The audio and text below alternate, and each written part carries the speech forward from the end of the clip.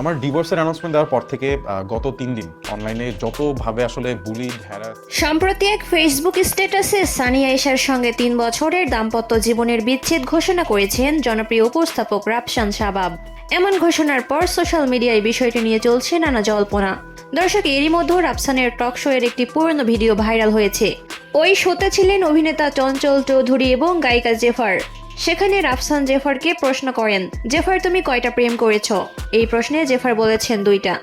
তবে প্রেম বিষয়ে রাফসান বলেছেন প্রেম তো একদিনে 4টা-5টাও হতে পারে।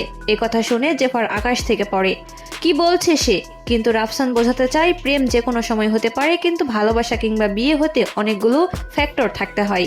দর্শক, চঞ্চল চৌধুরী সেই অনুষ্ঠানে তাদের আলোচনার বিষয়টি পরিষ্কার করে বলেন, চোখে চোখে কিংবা মনে মনে অনেক সম্পর্ক থাকতে পারে, তবে সম্পর্কে দায়িত্ববোধ থাকতে হবে। তাই সম্পর্কের জায়গায় একজনের সঙ্গে থাকাটাই ভালো, তাহলে সেটা হেলদি হয়।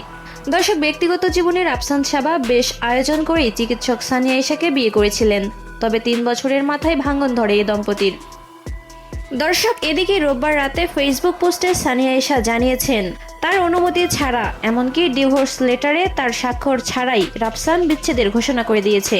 দর্শক, তিনি বলেছেন ডিভোর্স লেটারে নিজে স্বাক্ষর করে সেটা নোটিশ পাঠিয়েছে। বিচ্ছেদ কার্যকর হবার জন্য যে 3 মাস সময় লাগে সেটার সময়ও দেয়নি, তার আগেই ঘোষণা করে দিয়েছে।